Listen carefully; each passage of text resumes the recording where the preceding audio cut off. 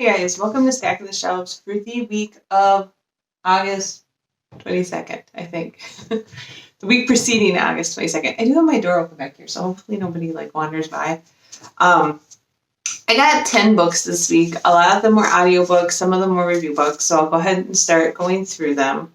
The first one I got for review comes out next week, and I got through NetGalley, and that is The Centuries Scribe by Brendan Walsh. Honestly, the cover kind of caught my eye for this one, and it sounds like kind of a high fantasy book. It's gotten some decent reviews so far, and when I read it, I just thought it sounded like something very interesting that I would like to read. The bird on the cover is apparently like a humanoid that can switch into bird form, or a birdish human that ends up being the friend or companion of the main character. Anyways, it sounded interesting. That's all I very remember of it, but I got the review. It does come out next week, so I don't think I'll be reading it before it releases, but should be an interesting read. All right, the next two I got for review, I got direct from the publisher, and this is from Quirk Books, so I've been working with them for a number of years, and they had these two books for me. The first one is The Princess and the Fangirl. These are both by Ashley Poston, or Poston. I don't know how you say her name. But this one I got because it just came released in paperback. So if you were waiting to get the second in the Once Upon a Con series, so Geekerella is the first book, Princess and the Fangirl is the second book. It is now out in paperback. I read Geekerella. I actually didn't like Geekerella very much, but I have not read The Princess and the Fangirl, so I probably will go ahead and read this. Geekerella was kind of cute. I just didn't think it was great. However, I did get the next book that I got from Quirk Books. I got a advanced reading copy from them of this earlier, and then they sent me the final hardbound version, which is very well put together. I actually did like this one quite a bit. I think I gave it 4 out of 5 stars. It was a very cute contemporary romance read with a main character who's very bookish, and then kind of a crazy guy. So yeah, I like this one quite a bit. This is the third book in the Once Upon a Con series. I did not realize when I got this from Quirk Books that it was part of a series, so I read it before I read Geekerella, and there were some characters in there that obviously I didn't have the background on, but each book features a different couple, so it's not that big of a deal. So yeah, thanks to Quirk Books for sending me these two. I will read The Princess and the Fangirl, and I might do a giveaway or something for Bookish and the Beast, since I already have an advanced reading copy of it.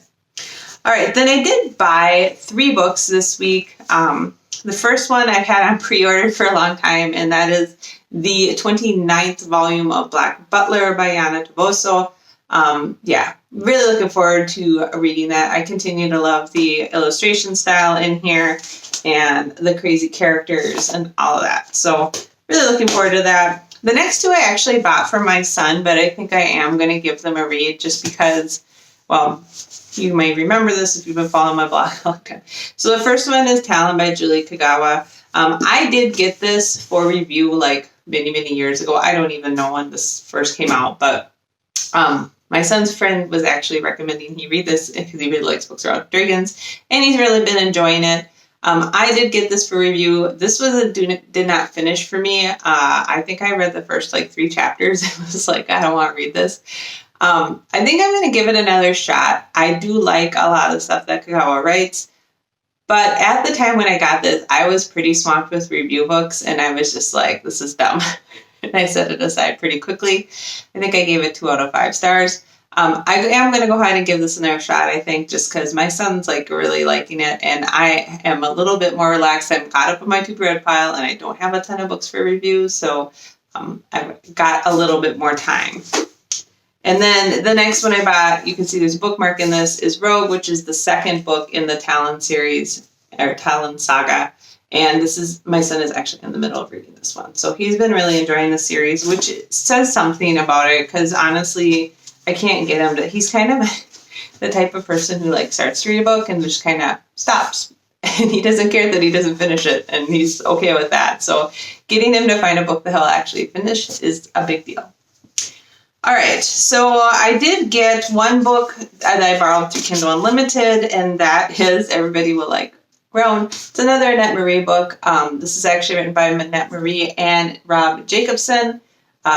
This is Warping Minds and Other Misdemeanors. This is another Guild Codex offshoot series called Warped, and it features this guy called Kit Marlowe, I think, who works for the magic police. I don't know why I'm like MPD or basically the magician police in the series. So looking forward to reading that. And then the last set of books were all audiobooks. Again, they did release their Audible Originals free picks for the month of August, the last week of August. I think they do that the first Friday of every month or something like that. And I did pick up a couple. One that I picked up and I've already listened to is Childhood Interrupted by Dr. Sanjay Gupta. It's very short. It's like 40 minutes long. And I would actually recommend just listening to it. It's basically about raising children during a pandemic. And I know like maybe that's a little bit overly dramatic because we haven't been living in this pandemic that long. But I really liked it. He's a neurosurgeon who also has been on a lot of boards and had his own TV show or something like that. I didn't really know any of that when I started listening to the book. But he's a neurosurgeon who's got three daughters, and they're like ages 11 through 15. And he just kind of talks about the pandemic and like how it's affecting their family. He also talks a little bit about brain chemistry and response in kids and how all of this might affect them, longer term or whatever. So personally, I really liked it. It was only 40 minutes long. He talks at a pretty rapid pace. He's obviously very intelligent and has some good stuff to say. I think more than anything, it helped me sort out some of my thoughts, I guess, about what's going on with my son and how can I be supportive and helpful. And a big theme in it is just, how to make it so that your kids come through this like as stronger people rather than as victimized people. Like make sure that you're supporting them in every way you can. And it talks about like the importance of routine and the importance of, having like family things that you do together. And a lot of this we do already, but it's good to have some of the things we've been doing kind of verified, I guess. And also to get some more thoughts on how things are going to progress long term, and to understand like sometimes when my son gets upset, things like what is going on in his brain, literally with brain chemistry, or even with us with brain chemistry that is making us do these things. So anyways, if you have 40 minutes, I would strongly recommend it. I thought it was really good, even if you don't have kids. All right. Obviously, I read that one already. The other one I got through Audible Originals is Thicker Than Water by Tyler Schultz. This is about, I believe, so this is about the Theranos whistleblower, which I didn't even really know what that was until I read the description of this book. Basically, this guy blew a whistle on a big biomedical company that was doing kind of a shady deal, and as a result of that, his whole life got really screwed up. And I thought it would be kind of an interesting read because, I work in science, and I actually have had friends and not coworkers at my current company, but at previous companies that have kind of gotten their lives really screwed up because they called out a corporate entity for doing things that were bad. So, I just thought it'd be interesting to read more about that. All right, the last two audiobooks I actually got with an Audible credit, so I basically bought them with my Audible membership. And the first one is Turning Darkness into Light by Marie Brennan. This is an addition to the Lady Trent series, and it features her granddaughter. I am listening to this right now, and I'm not very far into it. I'm only maybe half an hour into it, and so far it's been good. It's very much in the style of the Lady Trent novels. Her granddaughter is a specialist in dragon language and is trying to translate some ancient tablets. And then the final book that I have to talk to you guys about today was another audiobook that I got with credit, and that is Brass Carriages and Glass Hearts by Nancy Campbell Allen. This is the, I believe, fourth book in the Proper Steampunk Romance. I think that's what it's called. And proper steampunk romance. And this is based off of Cinderella. So Nancy Campbell Allen does a number of kind of fun steampunk adventure romances based off of fairy tales. So I've been waiting for this one to come out for a while. Both her and Anne Renwick do kind of a similar style novel. I do tend to like Anne Renwick a little bit better because she puts a lot of science and medical terminology in her books as well, which I enjoy. But this steampunk series has also been very good. So there you go. Those are all the books I got. What else is going on with us? Not much. I think we're ready for fall. We do tend to like cooler weather in this family, and it has been pretty hot here again. It's going to be 88 today, and it gets very, very humid. Like you walk down the block and you're just covered in sweat. We're trying to figure out this school thing. Our school district was originally going to do hybrid for my son's age group, and so he was going to be in an A or a B group. And it sounds like Monday is going to be online homework day for everybody and a teacher prep day. And then they're going to do A or B depending on, what group they end up in. However, we got a note then last week saying that they're considering just moving all the middle schoolers online now. So we don't really know what's going on again. And this has been, I think it's really hard for everybody, but I am like the super planner of my whole extended family. And so it's been very hard on me to try to figure out what we're doing. Like we even want to do like some camping trips and stuff. And I don't know like if he's going to be in a group that's not going to go to school on Friday, then maybe we go over Friday. It just makes it hard to plan everything. And I know everybody's in the same situation, but we have also found out that they're going to delay the start of school by a week. So they're going to do more like orientation activities and technology deployments, like kids getting their Chromebooks and stuff, will be the week of Labor Day. So that Tuesday after Labor Day, and then they won't actually start until the week after that. That's when they'll start lessons. So my son was kind of like, okay. So we don't really know a whole lot about what's going on there. We're also trying to figure out hockey. My son is supposed to start hockey tryouts the end of September, which I'm still not feeling great about. I did call into the board meeting, and that didn't really make me feel better about it. I think they're not being very serious about what's going on. The hockey season is getting pushed back, so it's going to have a later start, it sounds like, in October.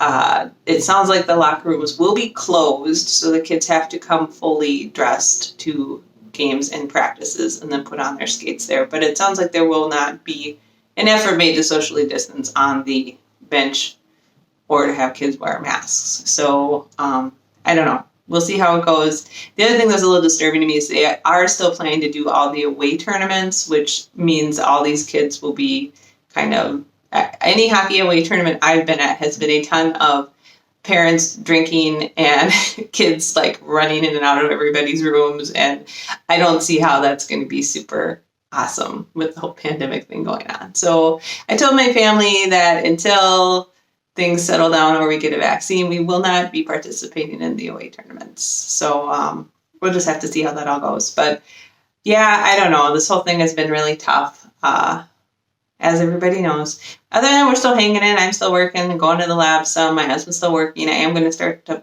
have to travel for work probably in September. So, dealing with that. Aside from that, not a lot going on. We do have a camping trip. We are going to go out to the Black Hills in a couple weeks here and do some hiking. We always go through the Black Hills out to Yellowstone. So usually we've been out to Yellowstone twice, and we usually stop and spend like a night in the Black Hills with the camper and then do the rest of the drive the next day.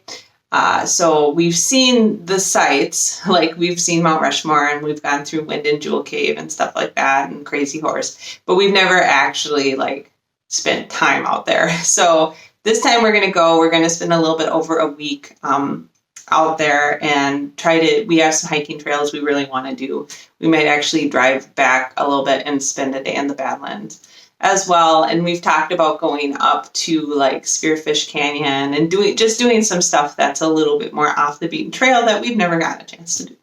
So we're really looking forward to that. My parents are going to come out and meet us out at the campground as well. So we'll get to see them. We really haven't been seeing them. Everybody's been trying to be pretty careful. In fact, the last few weeks we have not been having my son have friends come over and we haven't really been doing anything, so we can all make sure that we are all symptom free of anything before we go meet up together out in South Dakota. So that'll be interesting. I know that Sturgis just finished up, so like any of the COVID-19, like if there's a big like burst in it, that'll probably happen about the time we get out there. So great timing on our part, but you know, sometimes you just got to do stuff, and that's what we're gonna do.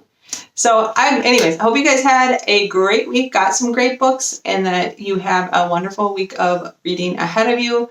I will actually be getting my Owl Crate later today, so I will probably do an Owl Crate unboxing video that I will post shortly after this one posts on Saturday. Anyways, have a great week, and I will talk to you later. Bye.